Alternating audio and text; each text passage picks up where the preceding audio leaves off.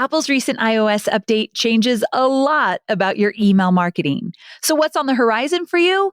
Unfortunately, unpredictable open rates and traditional baseline metrics that now mean a whole lot of nothing. Frustrating to say the least. And with these new iOS updates, the option to adjust how you're sending and measuring your emails is not an option anymore. But take heart, my friend. This isn't the first or the last time Apple will update their iOS. I know that's scary, but I've got some good news. I started my online business around the time that the first iPhone hit the market. And 13 years later, I've grown my email list from 0 to hundreds of thousands of subscribers, despite dozens of iOS changes. And you can do the same. So here's what I've got for you. I've put together a free 5-step guide to help you understand and navigate Apple's latest iOS update in your business. Friend, adapting to change is what online business owners do, and it's what you're entirely capable of. So head to amyporterfield.com/email iOS. That's amyporterfield.com/email iOS to grab your free guide, and let's keep moving forward.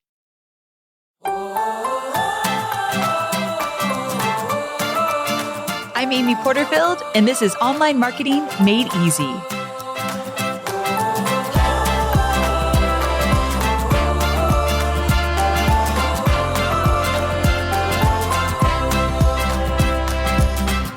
Hey there, Amy here. Welcome back to another episode of the Online Marketing Made Easy podcast.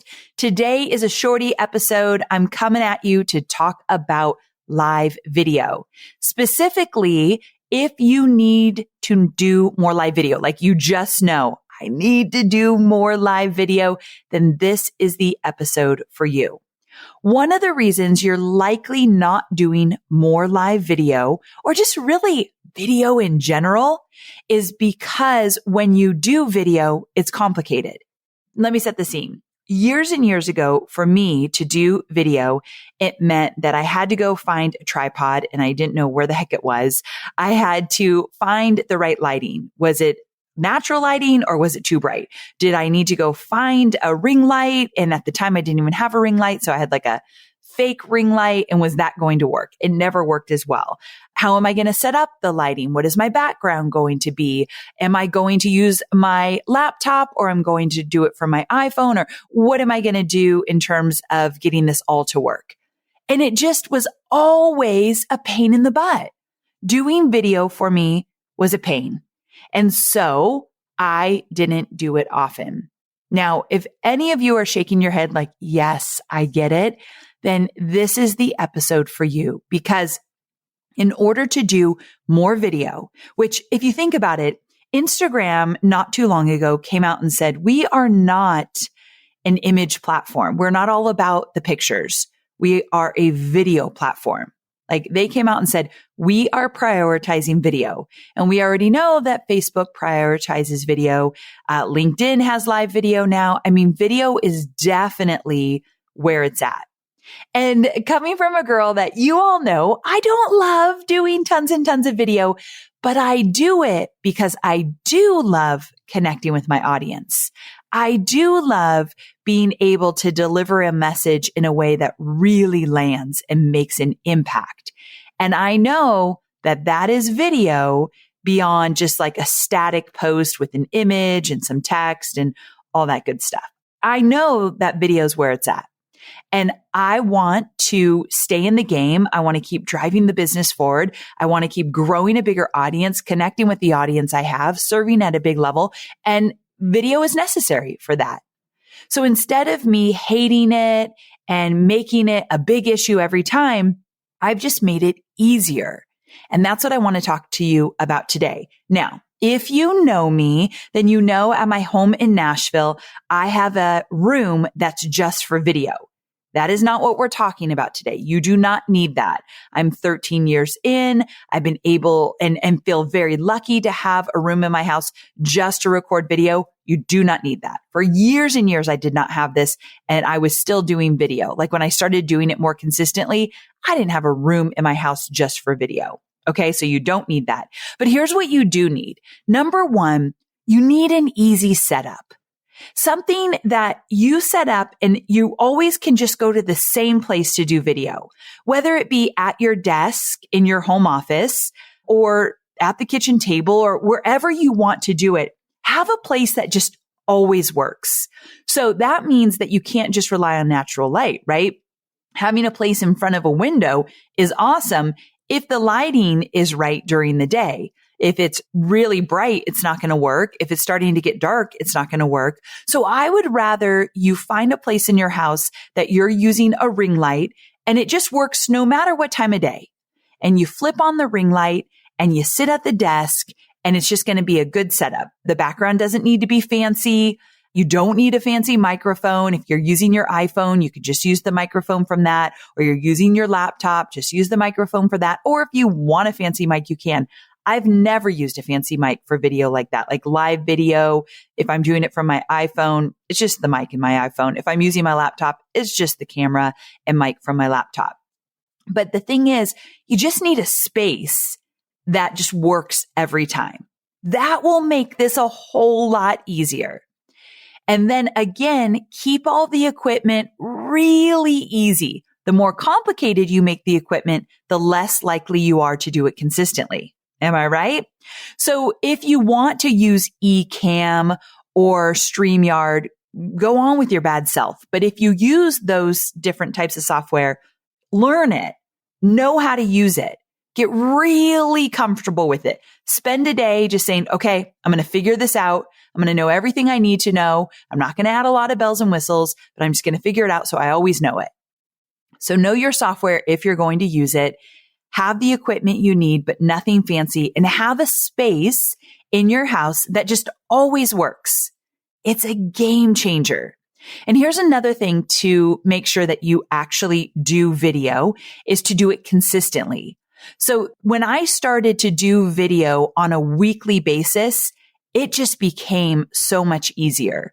So now I do video 4 days a week in my Digital Course Academy Facebook group. I just do that for 10 weeks, but I'm on video every single day. So the fact that I just know I'm on video, it's just like a no-brainer. Like, yep, that's what I do. I just do video.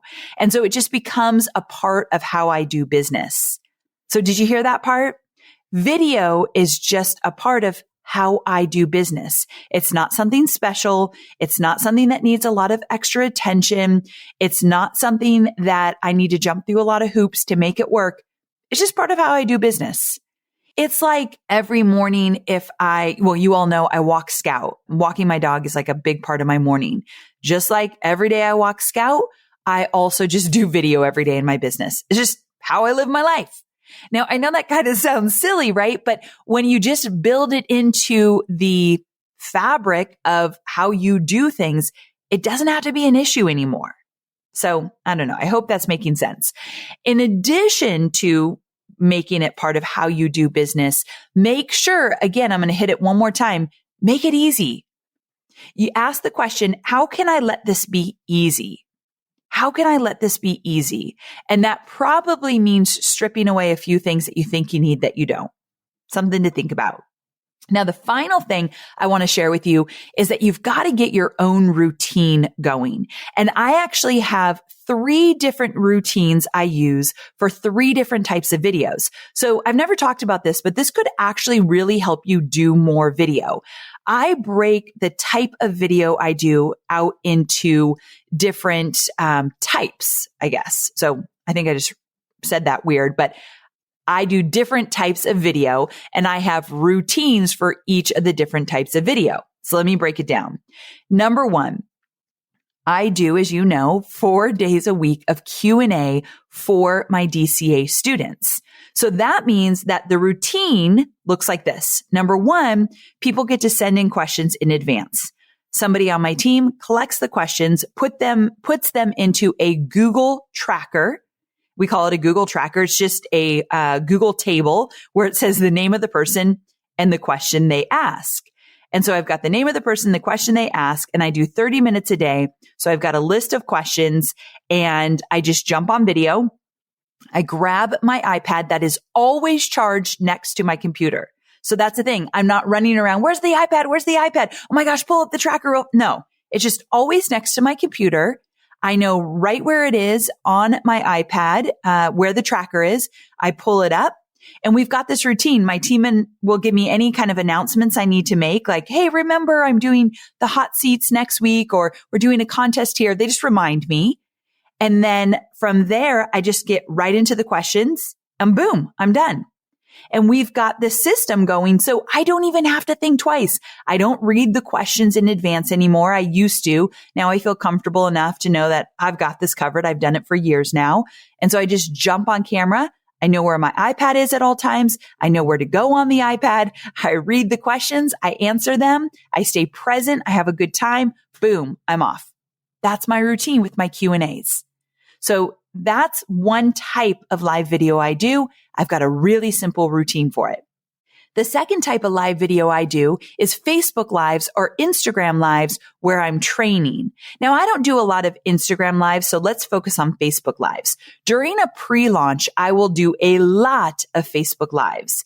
And that means that I'm actually going to teach on a certain topic.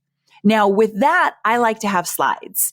So I like to show slides and be direct to camera for Facebook Lives during a pre-launch. So what that means is that I or someone on my team will prepare a really simple slide deck in advance. I'll have a very simple outline in a Google Doc.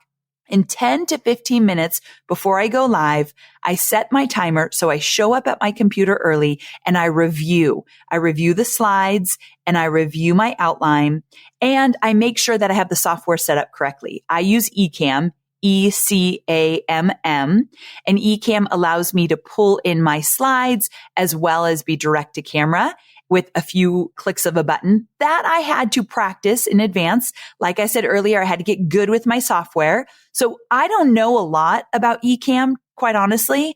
I don't know a lot of the bells and whistles. I just know the stuff I need to know. And that is fine with me. I don't want to know layers and layers of Ecamm. I just do the basic stuff and it works for me. Again, if I made it more complicated, I would dread doing it. So I just know the basics. Click a few buttons to show my slide or to show my face on camera. Boom. And I know how to go live through Ecamm on Facebook. Done. Okay. So I look at my slides and I look at my outline. I'm good to go and I go live. So that's what I do for Facebook Live. There's a few extra steps because of the slides and the outline, but I don't make a big deal of it anymore. I used to stress over this stuff. Now I ask myself, how can I let this be easy? I remind myself I know the content well, just like you know your content well. So it's not something that we need to make a big deal over. And then finally, the last way I go live. So remember, I've got Q&As. And then I've got Facebook Lives where I actually teach content. And then the third way is through my masterclasses, my webinars. Now that's a bigger deal, right? Those I spend days and days creating the slide deck, if not weeks. And then I practice it in advance many times. And then right before I go live for a masterclass, here's what I do.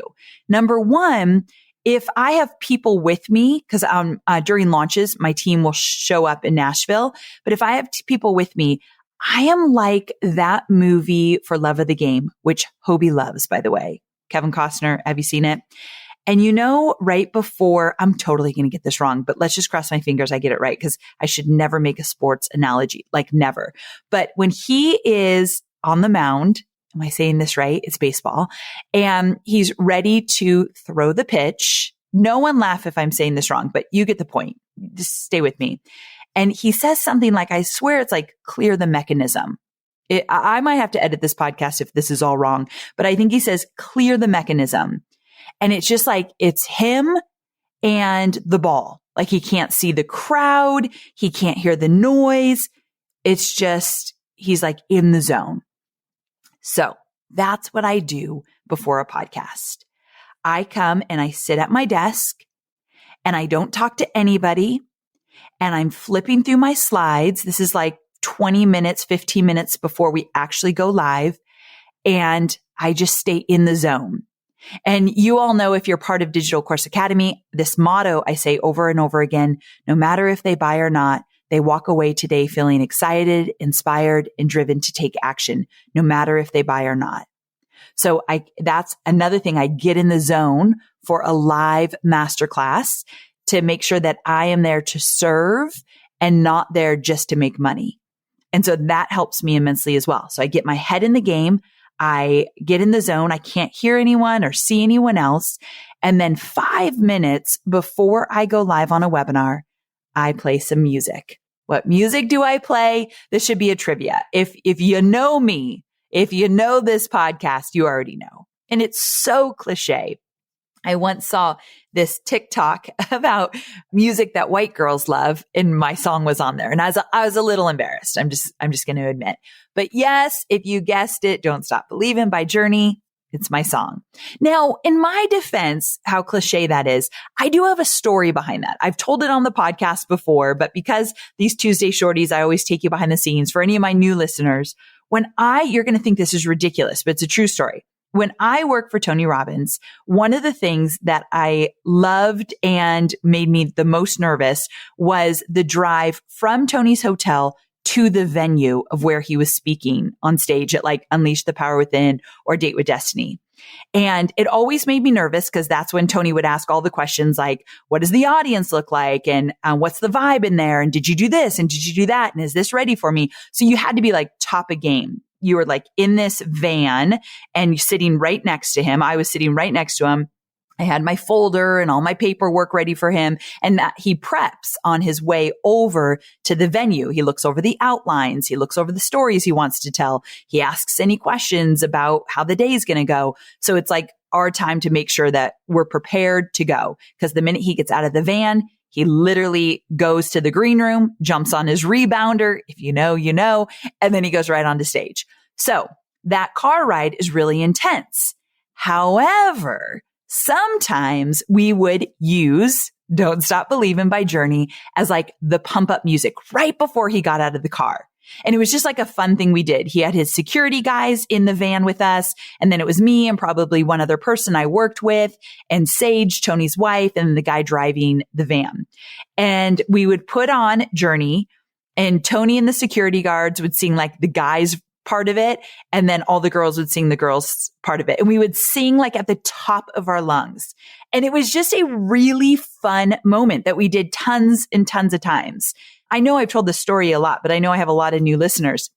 And when I left Tony after 6.5 years, like my last day, the team on the road made me a video. And Tony was the very last person on the video and he blasted that song and then he wished me well and said goodbye. And so that song means something to me. That is the point of this story. So when you are ready to do a masterclass, when you're ready to do something big, whether it be to go on stage or to do a webinar / masterclass or something that makes you really nervous, I believe music can get you in the zone, but it's got to be the right song. So either the song means something to you, like that song means something to me. It means go time. It means fun. It means excitement. Like that's what it means to me. So choose a song that means something to you or just instantly gets you in the right place, the right mood to like just crush it. So anyway, that's what I do before a masterclass. I clear the mechanism. I really hope I'm saying that right. I clear the mechanism. I go over my slides, just kind of flipping through all my slides. I practice in my head what I'm going to say when we hit broadcast. Like what are the first few sentences I'm going to say so I don't stumble over them. And then 5 minutes before go time, I play the music. And sometimes I get up and kind of dance around, or sometimes I just sit in my chair and just like kind of just let it all sink in. And then I go live. And that works for me. So you got to figure out what works for you. So here's how I'm going to wrap up this episode with a bow. Number one, set up your surroundings so that video is easy. Set up your surroundings. Find a place in your house. Get the ring light if you need to get the ring light. We will post a link to the ring light that we love in our show notes. So if you're looking for a good ring light, I'll post the one in our show notes that we love. So get a good ring light. Find a place in your house. Keep the software and the equipment to a minimum and just have that setup. Anytime you want to do video, you know it's an easy 1, 2, 3 setup. You're good to go. Number two, create the types of videos you like, identify the types of videos you're going to do and get a routine for each of them, like my Q&As and my Facebook live trainings and my webinars. Those are 3 types of videos, and I treat each of them differently, but very, very simple routines for all of them. And then number 3, do video more often. So this is not a novelty in your business. Video is part of how you do business. It's woven into the fabric of how you do business. That way, it's not something that is a pain in the butt because you do it so consistently. That means start doing a Facebook Live once a week or an Instagram Live once a week, or go live in one of your groups once a week. Just get the routine. You should at least be doing live video once a week. And I don't say that lightly. I know that's not easy for everyone, but at least once a week, I want to see you on live video. But once you've gotten these quick little routines and systems down, it's not a big deal. So the moral of the story is, let's do live video or any video with more ease. Let's make it easier. Let's make it part of our regular business, and let's find a way to enjoy it. So the last thing I'll say is that I mentioned this on another podcast as well, but I started to, in my DCA group, I started to on Thursdays, instead of just collecting questions in advance, reading the questions and answering them. On Thursdays, I go on Zoom and I bring people up for 5-minute Q&As. They get to get on video with me, ask me a question, I answer it, boom, we move on to the next person. And that's fun for me. I actually really enjoy it. So the last thing is, find a way to do video in a way that you enjoy it, that you like it. Don't do it like me. Don't do it like someone else that you've seen online because you think that's how you should do it. Do video in a way that you enjoy it. I don't know what that means for you, but just make sure that you're staying true to who you are and you actually are liking the way that you're doing it. That way, you'll show up even more. All right, my sweet friends, thank you so much for tuning in. It's always fun to do these short episodes with you. I hope you'll find it so valuable and actually take action and do something with it right away.